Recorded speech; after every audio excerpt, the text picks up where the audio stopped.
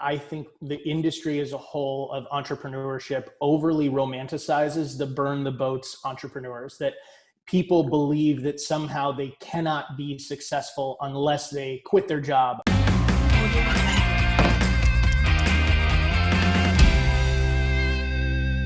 Hello, everybody. It's Jake Stenziano, host of Wheelbarrow Profits Podcast, here with my co-host, the multifamily mentor, the coach, the chef, the father of six, the best-selling author, the G-Daddy, Gino Barbo. Gino, how's it going?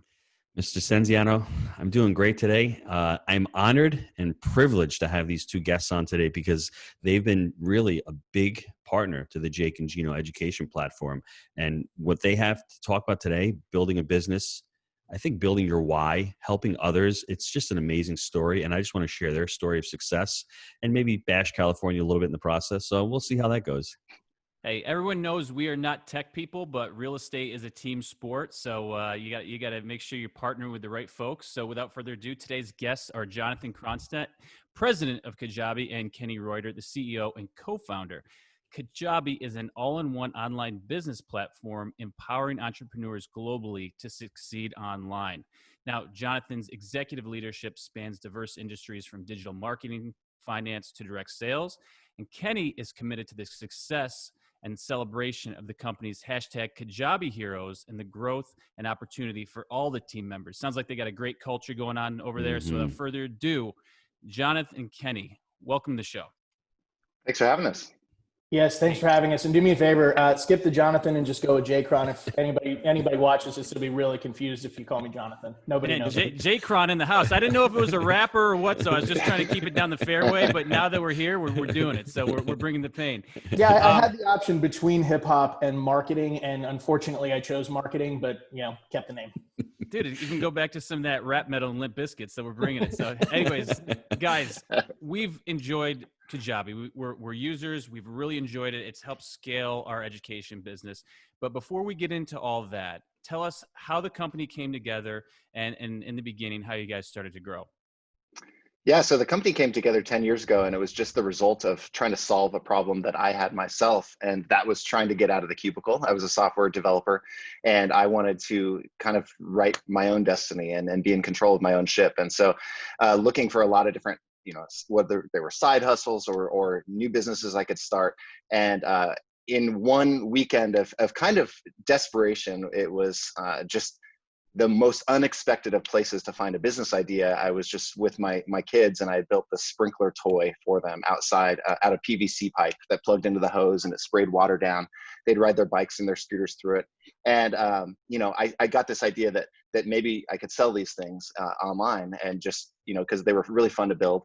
Realized really quickly it's way too hard to do a physical products business, all of the logistics involved in that. So I said, hey, it would be even cooler to film some videos on how to do this thing and sell those videos online so other parents could do them as projects with their kids.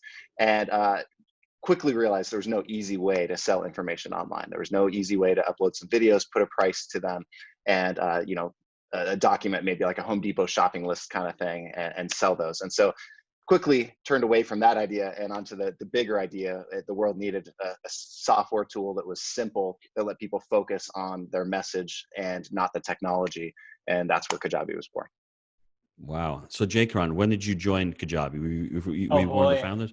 Oh, no, Kenny and I always love telling the story because I think it's a fun one that you probably haven't heard in many businesses. So I met Kenny through an industry friend probably about 6-7 months after Kajabi launched, and had the pleasure of working with him as a consultant.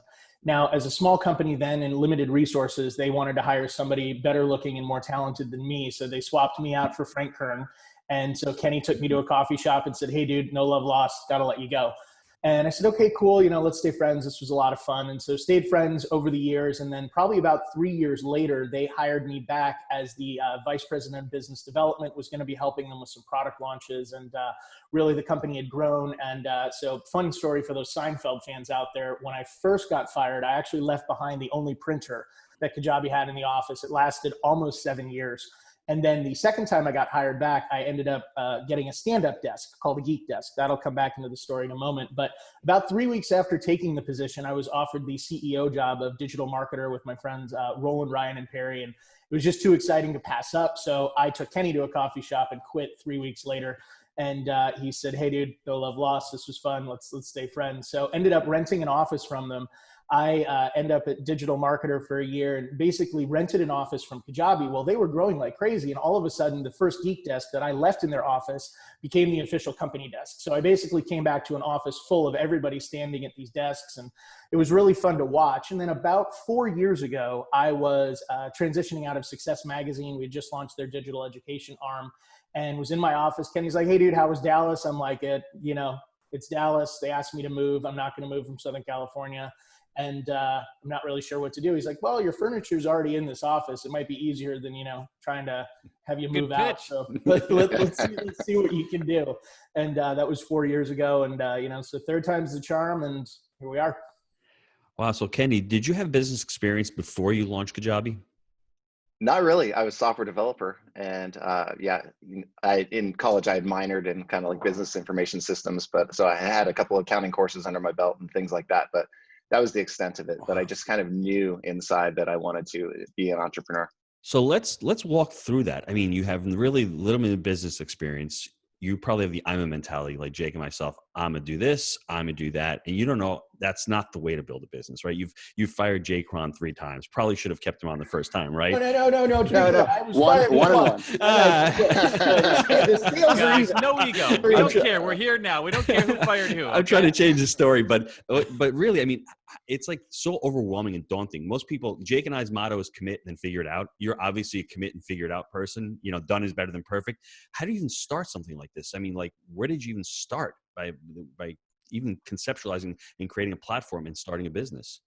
Yeah, so my expertise wasn't in the marketing. It was in just building the software. So I thought, oh, this is awesome. And I just dug in and worked night and day to write a platform to do this. And then I was kind of scared of knocking on doors and saying, "Hey, I have this cool product. Do you want to buy it?" And so it was just the natural thing in my mind was I need to find somebody who already has an audience, who already has a need for this. And how can I help them? How can I go pitch them on, here's this new platform I'm building. You can use it for free. I'll help you. Let's just get this going. And so that's what we did. So for the whole year of 2010, it was some well-known people in the information marketing industry that were using like a beta version of Kajabi to launch their courses because they already had audiences. And at the bottom of all of their sites and their pages and all of that stuff, it just said little ominous link powered by Kajabi. And when people would click on that, they'd go to a page that just had very, very little information. It was basically like, if you're interested in finding out more about Kajabi, put your email address here, something like that. So when October 2010 rolled around, we had between 7,000 and 8,000 signups on this early bird, like kind of interest list. Yeah. And so, awesome. So then just ran a launch for when we were finally ready to go, just emailed that list and said, "Hey, guess what? We're going to reveal it and show what Kajabi's all about." And the rest is history. Literally overnight, October, I think 14th, 2010, we had a couple thousand paying customers. And so we were a profitable company at that point. And we continue to be profitable and bootstrapped for the next 10 years. That's awesome. I think being on the outside looking in to add a little bit of context to that, and something that I think would be valuable for all of the entrepreneurs that are listening. Everybody wants to be that overnight success. And I think the area of Kajabi's story that very few people know and oftentimes isn't talked about is that Kenny literally coded for over a year before the public ever saw it. That it wasn't like I, woke up one morning and all of a sudden I have a software company. That there was over a year of coding before anything ever shipped. And I think what's also part of that journey that is a nuance that oftentimes gets overlooked is that the coding and the product was the mission, that it was something of, I need to create something that adds value to this market. It was not this obsession of, I have a better way, do my thing, switch to my thing. Like, it was very much a service oriented of how do we meet the need of the market, which I think is a key distinction in how you approach anything versus the, oh, I love this product, or, oh, I want to build this. It's like, that may work, but it's a whole lot more predictable that if you're saying, I want to serve this market, and starting with that framework with a willingness to work, that's really where I think the success of Kajabi was built in that year and in that market service. And I had firsthand experience of the pain points of trying to do it without a software like this. And it was just unbearable. I was a coder and I got it to work, and I did sell some of the sprinkler toy plans. But at the end of the day, it was hard. And I thought, wow, if I was focused on the technology more than the actual plans on how to build this stupid thing, then everybody else is too in their business. Mm-hmm. So you were focusing on the fulfillment of the end user, it sounds like, and also you were profitable pretty quick. I think a year is a short period of time. So how long from when you actually started coding before the profitability actually kicked in? What kind of No, gap are we talking about? no, it was about that year of coding prior to launch. That's Like I not said, bad, guys. I mean, yeah. putting in a year. I mean, a lot of people are willing to put in 3 months, but I mean, putting in a year that's not a bad turnaround there.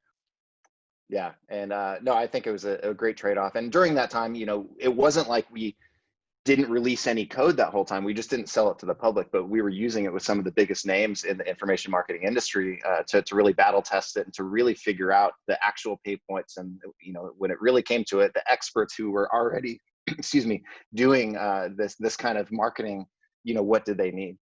What were some of the challenges that you came about in the beginning? I mean, the coding after the year, after you have the product launch, I'm assuming marketing was a pain point. What other pain points did you have in the business?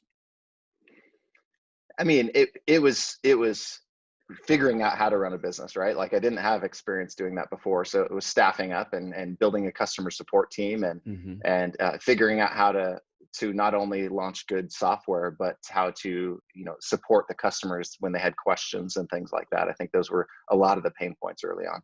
And did you guys start off with core values and mission statement early on, or was that something you grew into? Because Jake and myself, we figured them out about 2 years ago because Mr. Stenziano was a corporate and he just hated core values. He was a terrible employee, but he's an I amazing hated corporate employer. America as an employee, so I rejected it until I realized I needed that stuff. Yeah, Yeah, so we Just throw all of it out, everything. no, Whatever they're doing, no. Clearly not going to business school, didn't have a mission statement, didn't have core values. We kind of lived core values, and there's a lot of like unwritten Yes. core values the whole time, but we never really memorialized them. And business plan, anything like that until recently. I think that's what really attracted us to Kajabi a few years ago. We can feel the core values with, like I said, the upgrades to the product. You're always continuing to grow. One of our core values is growth mindset. And at Kajabi, they are constantly upgrading their program and they're constantly listening. So when you have a problem, I have a problem, I can email, I can chat. They get back to me right away. They have a problem. And you know what? They'll say, hey, listen, we'll look into it. And at times they've upgraded their product because I've asked for something. And that's an amazing thing. And it's all about people first. That's one of our core values also. And when you put people first, as the great entrepreneurs know, if you take care of your employees, which you guys do, and then you take care of your customers, your shareholders, your bottom line will be the third thing. Will all take care of itself. And that's one of the things that I was really instantly attracted to with Kajabi, because when you first start out, it's a difficult platform to utilize without an experience, but you guys make it so easy to do, and loading in videos and it's just a nice interactive interface software. And I love the fact that you guys are constantly growing. So So you want to know why? Because our I number love one to. core value, when we finally memorialize them, our number one is hashtag Kajabi Hero. So our customer is our number one core value. Mm-hmm. And we said everything we do, whether it's public facing or internally facing, is going to be for the benefit of the customer. And so that's all of those things that you just mentioned is because we're living our number one core value. Wow. So Jake and I suck at marketing. Give us some marketing tips. Help us out here, because we are. Oh, wow. We're amazing at Yeah, fulfillment. you know what my favorite thing to do for those of you listening to this, the best thing in the world is to hop on a podcast with two guys that you respect tremendously that have done unbelievable things in the real estate world for your first meeting at 9 a.m. and they ask you to be brilliant on the spot with no context. That's what I really, really enjoy. But let's talk about marketing, because I actually dig this stuff. This is an area that I think, and Kenny and I really approach this when we look at Kajabi and how we really try and help our users, is to demystify and decomplexify things that are roadblocks. And marketing is a big one that I can't tell you how many times I've sat down with an entrepreneur and they say, yeah, I'm not using Kajabi because I need to multivariate split test 37 variables on this page, and I'd like to use a Taguchi methodology. And I'm like, well, I know what all of those words mean too, but how much have you sold online? Oh, I haven't sold anything yet. Yeah, well, it's because you're still trying to come up with 37 variables for your landing page. Mm-hmm. We as an industry oftentimes benevolently bring so much knowledge with trying to help people on their journey that I think we overwhelm them, and they end up just collecting all of these techniques and collecting all of these platforms without ever implementing it. So for us at Kajabi, to quote my friend Mel Abraham, Mel kind of had this idea of just-in-time learning. And that's really where we believe marketing is best suited for your business. So you should be learning what you need to do to take step 1, then step 2, then step 3. And for me, step 1 is, who is your customer and how well do you know them? That if you are not right now out there utilizing all of the free areas for Facebook Lives and for YouTube and for podcasting, and just having those conversations to truly understand that customer and what their pain points are, that is the first step in all marketing. And I cringe when I meet an entrepreneur who's like, I'm so excited to buy Facebook ads. I'm like, have you ever sold anything online? No, but I'm going to run Facebook ads. I'm like, this is a recipe for disaster. Like, you'll meet the 1 in 1,000 that goes to Vegas, puts $1 in a machine and wins a jackpot. And you're going to meet 999 people that lost their ass looking for that jackpot. And that's the entrepreneur that runs ads first. So foundationally, get to know your customer. What are their pain points? What are they struggling with? And I don't mean at the surface level. You've got to get to the level where you're not talking about a feature, you're not talking about a benefit, but you're talking about the benefit of the benefit. It's not, I want to be healthy and lose weight. It's not, I'd like to lose 30 pounds in 30 days. It is, I want to be able to take my shirt off at the beach and have my wife think I just got out of college and, you know, I look the best that I ever have. If you're not getting to those deeper psychological motivators and are able to speak to those as easily as you can talk about your business, you're not going to have the impact in your marketing. So first step, customer. That's where I'd start it. I love that. So Jake, he just threw a status roll on us, 9 o'clock in the morning. It's pretty good. He shot out and he just nailed me with a few words, the Kakaguchi, whatever the heck that meant. So I like that. Yeah, whatever that is. So we don't do Taguchi. Time, baby. So. It's 12:20. I don't know anything else but East Coast. So you know, it's ironic because that's what I did in the beginning. I was creating content and I was never asking, is this what the customer wants? This is what I know. So for everyone out there shooting a video, make sure you ask people what they want the content on. Because I've shot countless videos that I think they're great, but who am I serving? I'm serving myself. I'm not serving my customer. And it took a long time to really learn that. So that's an amazing tip out there. I can prove this because if you guys go back afterwards and look up the data, I guarantee we probably have more video time than anybody else in Kajabi because Gino is a content machine and just lets them rip. So it may be a little overwhelming at times, but. So how have you guys? Fun inside baseball story about Kajabi for you guys, you know, while we're talking about it. If you look at one of the unique differentiators that Kenny has solved for early on in the business, we have always said we are a company that is entrepreneur first. So even when you look at the fact that today you can be on Kajabi with unlimited Wistia video hosting for less than you could go get just a Wistia account today. So like if you were looking at video services, we bring an enterprise grade video hosting platform for less than you could get just that platform, not even including all of the other features of Kajabi. And there have been, over the course of Kajabi, there have been users that have grown so successfully that we are actually losing money on that account because they're doing so much video and they joined us in a season where maybe they're a founder and, you know, we are actually losing money on those plans. But these are people that we've basically said, you know what? They were successful. They joined us at the right time. We're happy to have them. Go with our blessing because it really is something that we just want to see people bring about into the world, that business that matters so much to them, and not even getting into the, hey, we're going to whack you with a bandwidth charge. Like it's now that we're talking to you guys, though, we'll send you a bill. Yeah, totally. Hey, Jake, if it makes you money, costs you nothing, baby. Here we go. That's right. So, I mean, I want people signing up to Kajabi. And Kenny, can you speak to the persona, to the actual person that you guys are looking for? Because for me, I started a business called Gino's Family before Jake and Gino. And I fell in love with the company because it was me and my kids. We were doing gardening. We were doing coaching. I was doing, you know, cooking videos with them. I wrote a cookbook and it was awesome. Transition into real estate, right? So restaurant to real estate. So can you just speak to the persona of who you guys are looking for? Yeah, we don't have that narrow of a persona because I think that the platform is really applicable to a lot of different types of businesses. So we've even kind of shied away from setting some companies, and when they're trying to learn how to market, especially, they're told, you know, create avatars of your customers and then speak to these avatars. And we think about it a little bit differently. We think about it in this framework called jobs to be done. So what job are our customers hiring Kajabi for, and then how can we do that job effectively? So you know, putting all that aside, though, I think the personas, I mean, people like yourself, I love hearing stuff like that. People that are just, you know, scrappy, have some kind of knowledge or hobby, and they're out there trying to put it online and monetize that and share that knowledge with others. That's a great one. We also see a lot of people that are already business owners. They already have a brick and mortar business, for example, and they want to augment that in the online digital world. Hairstylists, physical therapists, people like that. And so that's another completely, common persona. And then finally, well, not finally, there's a lot of different personas, I would say.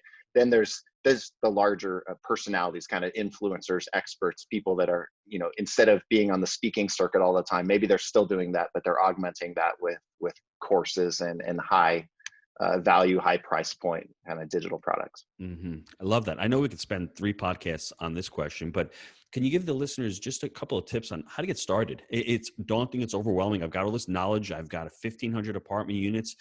How do I teach people? How do I get on Kajabi? Where do I start? JCron, do you want to say my favorite word, or should I? No. I know exactly the first quality you're going to talk about, but now I'm thinking, man, I got to figure out how to get 1,500 apartments. But Yeah, I know. I want to know how to get one of those cups that comes with a saucer on it. I mean, these guys are innovative today. So that's for the YouTube folks. Yeah, no, he makes fun of me because I say the word all the time, but I think just the number one quality above all else is grit. You just have to have it. You just have to decide that you're going to do this and then just not give up. And it sounds like those are the qualities that you guys said that you had as well. So it's kind of like, I just decided 10 years ago that this is going to work. I want to start this company, and I'm going to do whatever it takes to make it happen. And so it's not like just the minute things got hard, I just stopped. So for our customers, if they wanted to get started, we've got a 14-day free trial. So it's just like, make that commitment, just sign up and say, okay, I'm going to do this, and then start soaking up the information. Since our number one core value is our customer, that means that we want to, as quickly as possible, spoon feed success to our customer. And what we mean by that is just train them, level them up in areas that they might not know, give them personal one-on-one attention from our team, who will get on the phone with you and help you onboard and ask you questions about your business and how you want to get started. And so that's really it. And it's just from there, it's just narrowing down, okay, what do you want to teach? And then just, okay, how do you structure that? And how do you start building an audience around that topic? Mm-hmm. So, but Kenny, let me go back to that when you first started 10 years ago. For a lot of the listeners, I had clarity, right? When I was in the restaurant, for me, the clarity was I wasn't living up to my potential. I wasn't being a role model to my children. I was going to a job that I hated, right? So for me, that was the jump start, and everything from there emanated. My father had passed away at the restaurant a year later. It feels like I'm living his dream. So all that's come down cascading on me. And I don't know if it's grit. I just think when you're mid-30s and you don't know where you are, you're rudderless and you're like doing something you don't like. What was it for you? Because you were a trader, right? So, and you're building the sprinkle and you're like, you know what? Not really digging this. And all of a sudden you have that grit. But what gave you that grit? What was lacking in your life, or what were you trying to accomplish?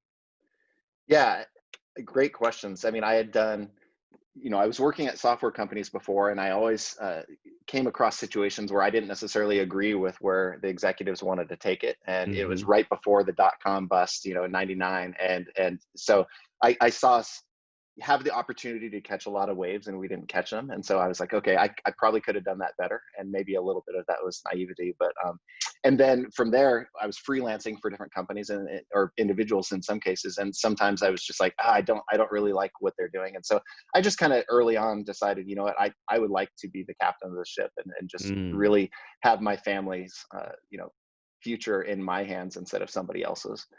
And so, yeah. And so then it wasn't like, I hear stories of people that have grit, but no business plan. And they're like, it's more desperation. I have to make something work for my family. And then I hear stories of failure that way. But I think for us, it was, I found a problem that I found a solution to the problem I had, and that was getting the information out there. And so I was focusing on the solution first and not sitting around going, what ideas are there out there that could possibly make money? Because that's sometimes a losing proposition, because you're going to get into crowded markets or whatever. But this was something that solved the problem. There wasn't any other way I knew that I could solve that problem. So I knew others would benefit from it as well. I love that. JCron, you want to add anything to that? Definitely.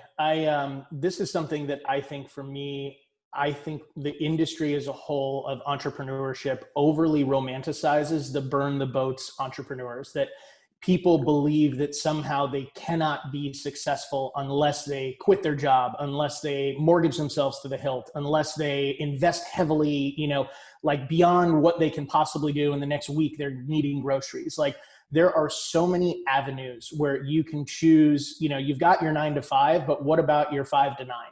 And there are so many areas where you can begin to explore entrepreneurship, get to know your clients, look for problems to solve in that margin area that you can then watch it blossom into a business that once it reaches a point where this is now taking away from my 9 to 5, then you can decide to make the leap. But I think that so many people are locked into this belief of, no, I got to go full-time tomorrow. And it's like, well, but what if it doesn't work? Like, what if your first time it doesn't happen for you? And I mean, I know Kenny is, leading up to Kajabi, Kenny had multiple side businesses that didn't really happen. I've had a whole lot of entrepreneurial endeavors that didn't connect up. And so people get this sort of, I guess I would call it bias that, oh, this worked and this is what you launched, ergo, I need to leave whatever I'm doing and launch something. And it's like, no, it didn't really work that way. So I think that when you're getting started, really taking inventory of what resources do you have, what do you want your business to look like, but also what is the end goal that you're striving for? What is success for you and how are you measuring against it? Is it a 6-figure annual income? Is it a 7-figure annual income? Is it a scalable business that is exitable and sellable down the line? Is it just a lifestyle business that goes with you wherever you go and it's more of a supplement to retirement? Like, unless you know the game you're playing and the rules of that game, you may end up getting to the destination and not even being happy with what you've built. So I think that early stage is a great opportunity to step back and say, okay, how much time do I have? What am I trying to build? And then begin to look at the business opportunities that intersect with your skill sets and how to serve that goal. That's the thinking that I think most people get lost in the, hey, I'm just going to go for it. I'm going to build something, I'm going. Yeah, one of the interesting things is that, if you are able to have a 5 to 9, to your point, you can start to build that up until that 9 to 5 gets annoying and it's impeding on that 5 to 9. And that's one of the great things about multifamily and what we love about it is that you can start small, build it up over time. And then the realization for me was, okay, I have something that's making more money than my 9 to 5 now. What the hell am I doing? And it was starting to tweak me. So that, gave me the opportunity to take my boss to a Taco Bell and let her go. So, we were talking about firing people before. But I think one of the interesting things about Kajabi is how it allows for vertical integration. And if you're a passionate person and you're willing to work that 5 to 9, we have a mortgage company, we have an investment arm, we buy apartments ourselves, we manage, we have the education piece.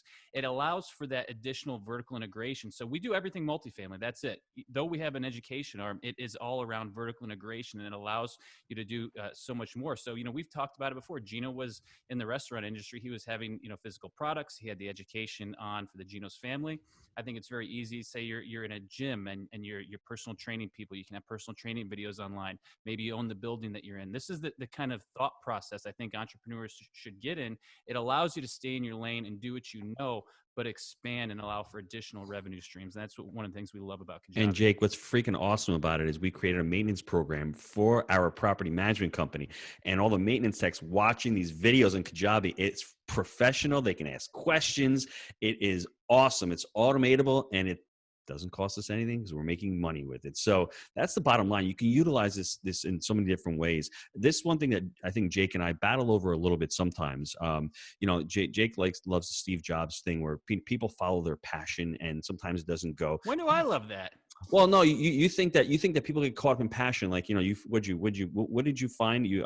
What did you No, Steve invent? Jobs said, if you do what you love, you'll never work a day in your life. And I said, that was bullshit. Yeah, well, you said you invented CrossFit, right? Because you went to the gym and helped people out. No, I started that way. I started following my passion. So, guys, you don't know this. I invented CrossFit. I was about to open a gym. No one believes me, but it's true. And the reason I can document it because there was a story written up in the local newspaper.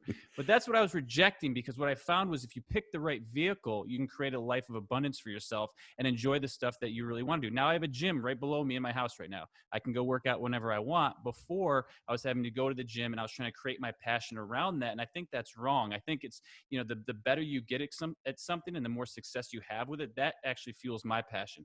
Everyone's different. I just was calling Steve out on that one. He was much more successful than I'll ever be, but shit, that's all I got to say about I was that. just going to say, Kenny doesn't follow that. I think it seems as if Kenny followed his passion. He went into coding, went into software, and he built a business around that. I think he was passionate about sprinklers, Gino. Yeah, exactly. So before we get to the short answer, last question for long answers. Where do you see yourselves in 3 years? I saw that you have over $700 million in sales with students on that platform. Is that number good? That's old. It's at, it took us 9 years to get to just shy of $1.1 billion by our customers. It took us 9 years to get there, but now we're on pace for the customers to do $1 billion every year. Yeah, so and that's that's how your much customers. it's grown. That's not those are the real testimonials. That's the success of your people. That's great. Awesome. That is amazing. Wow. So where do I want to piggyback off this for a second because of the platform, and we've been able to lever it. We've had our members through the Kajabi platform actually buy over 7,000 apartments since we've been on. So the trickle down effect is amazing. You guys are doing great things out there. Yeah, I love that. Yeah. I mean, it's been amazing. It's an easy tool to use. But where do you see yourselves in 3 years? I mean, $1 billion a year. What's the plan for the next 3 years? Yeah, I mean, we're having a lot of fun doing it, and we see a lot of levers for growth and just supporting more and more customers that we're going to continue to pull. And I think there's a lot of ways we can continue to empower our customers and also stay ahead of the game. I mean, when we started, like we talked about earlier, this was a new thing, and it was really the only company out there doing something similar. And now there's more and more people that are giving attention to this kind of business and this kind of space. And so we want to stay at the top of our game for sure. Mm-hmm. So 3 years, continue to grow, and we'll see what happens after that. Yeah, I think in all sincerity, you're just going to see us have the extremely boring entrepreneurs of scale answer, where really it's transformation for our customers and evolution for the business. That, going back to what we were just sharing about putting $1 billion a year through the platform for our customers, the type of change that you see that, is not the Instagram, car, home, jet, shiny things are really the type of transformations we get most excited about. Like I go back to Leah McHenry. She was a Celtic metal musician. All kidding aside, it's a thing. Like heavy metal, like Celtic metal, like with picture like heavy metal, but with like violins and like other artsy stuff. That's awesome. That's awesome. And so she was homeschooling 5 kids and had a passion for music. Realized, I'm not going to make any money unless I'm going on tour. I'm homeschooling 5 kids. I'm not going on tour. What am I going to do? So she literally starts building a brand and starts doing Facebook ads to sell her music, and begins to have a fair amount of success with it. And she's like, there are so many musicians that really would love to be able to sell their music without going on tour. So she offers a course on how to do that for musicians. First month, I believe she clears $30,000 or $50,000 on her first product month, ends up retiring her husband, who was a long haul truck driver. He joins the business. By the end of the first year, it was over 1.7 million in courses sold on Kajabi. And when I asked her, I'm like, what was the biggest purchase you made? And with a business that goes from 0 to 1.7 million, you're picturing like, all right, is it cars or popping bottles or like whatever the Instagram culture tells you it should be. And she's like, the first thing we did is we actually bought a dining room table that was big enough that we could actually have all of our kids plus us plus friends. We'd never had a table that big. And so like, it wasn't about, I'm going to go show off for social media. It was about, this is the change that it meant for my family. And I think, Gino, I loved hearing your story about how you started looking at your kids and saying, what am I modeling? What do I want them looking for out of life and how they're building it? I think that's the transformation that we hope to really amplify in the coming years. Mm-hmm. And then for the company, it's just a simple evolution of how can we find new ways to create more success for our users? That we know if all we do is focus on the success of our users, we don't need to focus on anything else. So as we see different ways in the industry that people are building businesses, might not be courses, might be podcasts, might be any other type of media that people are looking at adding to their business. We're going to say, okay, we're here to make you successful. That's where the platform's going to continue to evolve and add on. So next 3 years are hopefully going to look just like a bigger, faster, better version of the previous 3. Here's some free data for you guys. Gino homeschools 6 kids. I've got 2, one on the way, and we're homeschooling as well. So maybe there's something to. Let me rephrase that. Gino's wife homeschools 6 kids. So it's a big distinction. I don't want her hearing me saying that I take the credit for it. So she homeschools 6 kids. So yeah, it's awesome. All right, guys, let's take a quick time out to hear from our sponsor. I want to give a big shout out this week to JCron and to Kenny from Kajabi for being on our podcast this week. Now, the both of them, they don't even know how much they've influenced our business. They've done an amazing job with Kajabi. The company started over a decade ago, and it's grown by leaps and bounds. And more importantly, it's affected thousands and thousands and thousands of lives out there. We wouldn't be where we are at Jake and Gino without the support and the help of Kajabi. They have an amazing platform for entrepreneurs like myself, like Jake, to get on and to start training and start sharing our information with others. So if you're interested, right now is the time to act, because as you know, the economy is starting to shift. It's shifting in a big way right now. So if you're a small business owner and you need to make that shift like Jake and I did a couple of years ago, I challenge you. They have got a great 28-day challenge that you can sign up for them for free for the next 28 days and check out their services, check out their platform. And like I'm telling you, as you continue to listen to this podcast, you're gonna love their company. Click on that link down below in the show notes. Get on board, try the 28-day challenge. I challenge you to become part of the Kajabi family. You're gonna love it. Hope you enjoy the rest of the podcast, guys. Let's go out there and let's make it happen. All right, we're back. So we had a nice transformation within our family of companies. We did some scaling up, Rockefeller habits. I'd like you guys to expand a little bit on, when you started to come together and really scale the business, the core values, et cetera, how you did that, and any tips for folks. Yeah, great question. So I think starting out, I had a mindset shift like several years in, right? And at the beginning, it was just like, wow, I am the captain of the ship now. I can control my own destiny. I've got good income coming in, but it wasn't this growth mindset. It wasn't like the thinking early on that, wow, this company could really be a household name, associated with entrepreneurship. It was just like, hey, this is a cool business and I don't have a boss kind of thing. And then, just several years ago, it was when I was like, okay, there's something here. We should really, really scale this thing. And so it's only been the last several years where it's just about optimizing the business for growth and, pulling those growth levers, whether it's in marketing. We just hired a new CMO who has a pretty impressive pedigree from household name, kind of brands. And so he's on, and we're just bolstering out our team and really seeing, okay, now how do we really scale this thing? Yeah, I think when you think about what I define entrepreneurial purgatory, it's when you haven't figured out who you want to be and you keep changing your mind. So going back to what we talked about when you're starting out a business, and you can shift, but make sure if you do shift the mindset, you shift all of the thinking you had around the mindset that prompted you to set that goal. So if you're starting a lifestyle business and all of a sudden you're wondering if you can scale a lifestyle business, once you scale it, it's no longer a lifestyle business.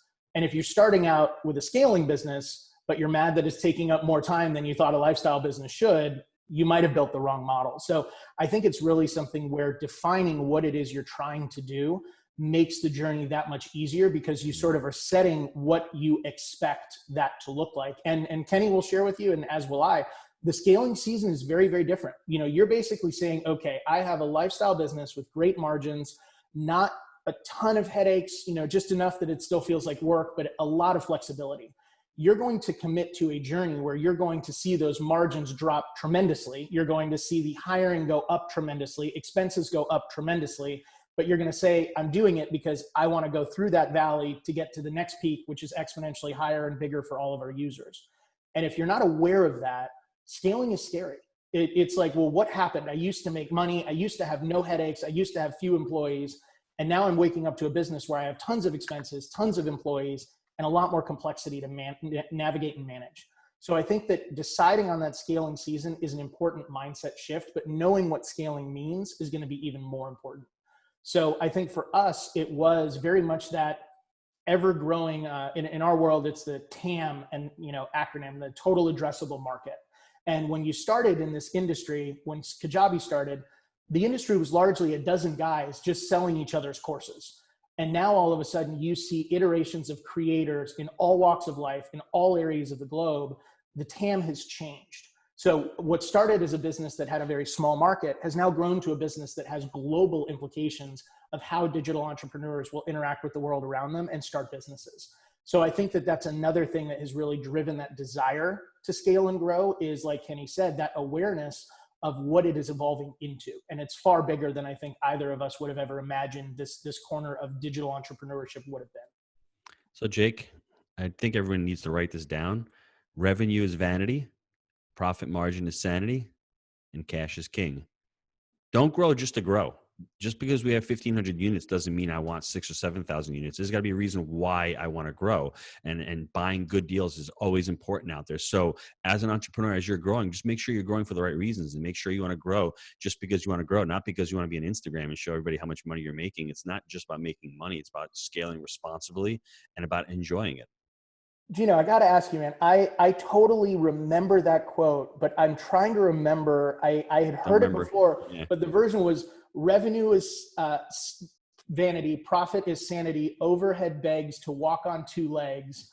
I'm totally trying to remember that, dude. I love that quote. I'm literally going to Google this as soon as I get off of here. We got it from our scaling up coaches, and it's an important concept because as you start adding on layers and layers, you start losing it. And I like the intimacy of the Jake and Gino education. I love to be able to get on what we call blueprint calls with our students when we sign them up and give them that one-on-one attention. And we think it's a vital component to it. It's the accountability component that we think makes our students successful. So I agree to what you and Kenny are both saying. Just don't grow just for the sake of growing. Have a reason why you're growing. And if you can add on and you can start adding different layers on there that'll help you out, do it. If not, don't do it just for the sake of growing. I agree 100%. Lifestyle by design. So I have this really cool infographic in my head, but I missed a piece of what you were saying. So you have a profitable lifestyle business over here. The bridge from that profitable lifestyle business is scale, right? You kind of cross the moat. But what did you define the larger scale business? What did you call it? I forgot. Oh, so just basically the difference between a lifestyle business and a scaling business. And I wish it was a bridge, but it's definitely more of a valley. Like a bridge would be like beautiful. You're walking across it, enjoying all of the vistas as you go. The valley is more like, damn it. It's like the jungle. You got to go into the jungle. Up there, and it was so nice and comfortable. And now I'm down here, and it's a lot of work to get up there.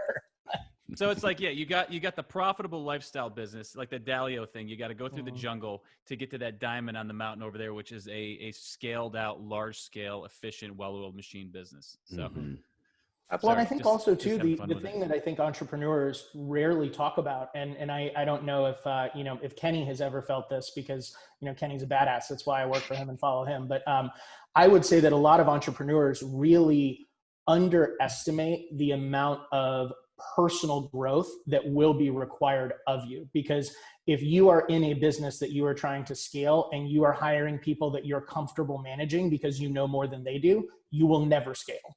So it really is this mental through the looking glass experience of how do I get comfortable hiring people smarter than me that know things I don't know, but still be able to lead them, manage them, feel like I can move them in the direction we all need to go.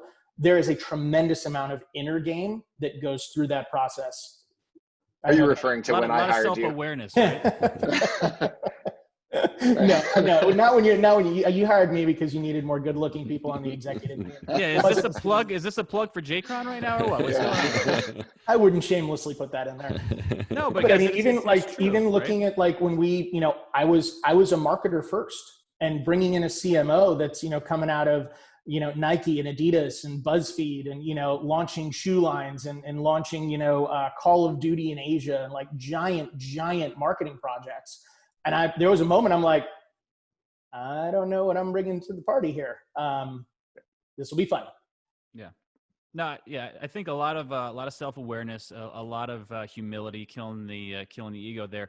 But Kenny, so this dovetails right into it. A lot of growth. What is your best habit for success? Whether it's something you do on a weekly or daily basis that's helped you grow.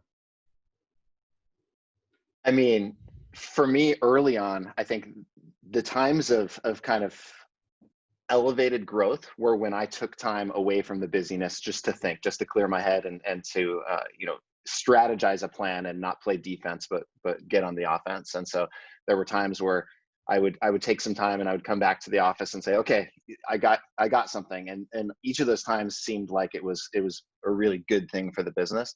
Lately though, I think it's what JCron just said. It's really just sacrificing any ego or imposter syndrome and hiring really, really good people. So it's not that I'm sitting there every day making these magical decisions, to drive the company forward.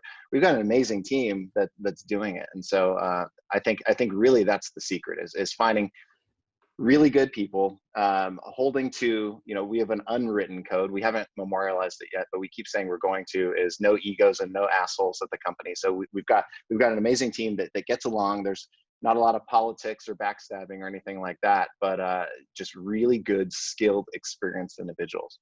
He's being very humble here, folks. I'm not going to let him off the hook on this one. So I'm, not to be corny or cliche, but literally when I take a really hot shower, and this is not to get perverted, a lot of times I jump out and I'm like, Gino, I got this idea, and I call him. It happens all the time. So is there anything that, were there moments? See, Kenny, I told you it wasn't weird for me to call you when I was in the car. I told you. I'm telling you, no, it's true. So, I want people there's something real to this, and I've experienced it, and I just want you to dive a little deeper into it. Was there anything around those moments of inspiration, or those moments of clarity when you really, you got, deep and you were able to say, oh shit, I think I got something? Was there any correlation or anything that, you can share with the folks where like, man, when I did this is when things popped? It was always at just unexpected times. There was a time I was getting a haircut and I was sitting there, and there's just like normally a busy day and trying to grow the team and all that stuff. And I couldn't do anything else. I was just sitting there getting my haircut. And I thought of this idea. It was around the founding launch of the new Kajabi, the platform we have today. So this was in 2015.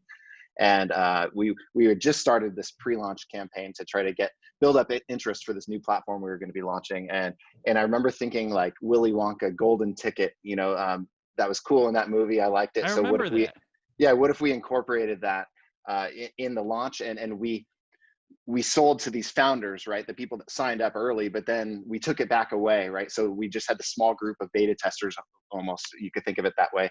And then we were like, okay, how are we going to open it up against the public? And so we did these golden tickets, and we gave each founder that had already gotten in 3 golden tickets, so they could invite 3 friends. So it was this exclusive kind of thing for them to go share out and say, hey, I only have 3 of these, but if you're serious and you want to join Kajabi, you can too. And that was just the result of just sitting quietly in a haircut. Yeah, I think that's the key. It's very similar. Sometimes you just got to shut it down when everything's moving a million miles, per hour. You got to shut it down and go deep. So, all right, JCron, give us a book reco. I'm actually going to ask you to write the new book, Bathing for Business, and just see where it goes. So I'm just going to basically get the shower brainstorming techniques that you're really using to build your business. That's my plan. But no, it's funny. So Gino's starting a publishing company. So as long as you run it through there, we're fine with it. Naturally. No, I would say book recommendation, one of my all-time favorites, without question, would have to be How to Get Rich by Felix Dennis. Oddly enough, I went ahead and I Googled that quote that we were just talking about, and it actually is a Felix Dennis quote out of this book. But the reason that I love this book so much, Felix Dennis was from scratch, billion-dollar player in the UK, but it is probably the most honest and authentic book on what the journey really looks like. And bear in mind, unvarnished, unedited, definitely some adult language and concepts, but it is very much, this is what it's really like from a guy that did it. And it's probably, for me, been one of the most perspective shifting books that I've really enjoyed. So yeah, that would be a big one that I absolutely felt was tremendously impactful. Does Felix talk about equity in the book all the time? You have to have ownership. You have to, okay. So I read that years ago. And if you're not ready for that book, don't read it, because you're going to be insulted. You're going to be offended. But you know what?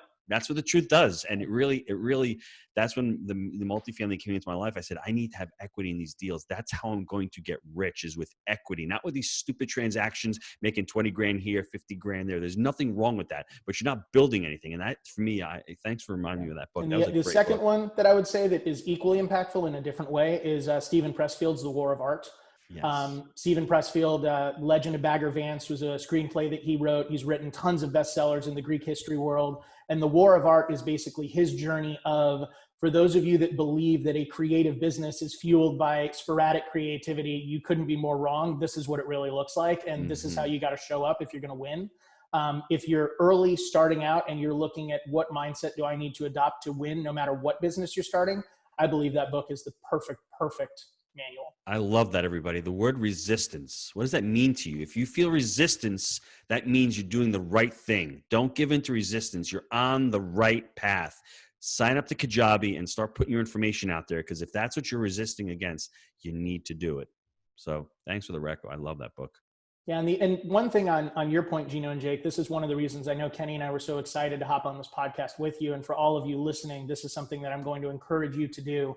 Be very selective for the mentors that you choose. That, when you're looking at what Jake and Gino have accomplished, they're living this every single day. They are doing multifamily deals. They're financing multifamily deals. They're teaching how to do what they do daily. Mm-hmm. And when you choose mentors, make sure you're choosing somebody who's in the ring, taking blows, is actually going through the fight, because you're going to get the information you need in the time that you need it to be able to take action on it. It's certainly something where, depending on the mentor you choose, that's going to really dictate a lot of the path that you're on. So if you are listening to this, you definitely need to stay plugged into these guys. You definitely need to begin taking action on what they're sharing with you, because they're doing it daily. So it's not, hey, this is an idea, you should take action on it. It's, no, we did this yesterday and it's working today and you should do it too. So whenever you're looking at a business model and you're looking at mentors to follow, whether it's a course, whether it's a podcast, whether it's a blog article, just make sure that you've got a standard by which you're giving people access to your brain and your path. And I'm certainly happy that we've got guys like Jake and Gino teaching on the platform, because they're doing it. And I know that whoever watches it is going to be impacted by it. Appreciate that, JCron. Before we wrap up, guys, what are you excited about right now? What can we expect from Kajabi coming up?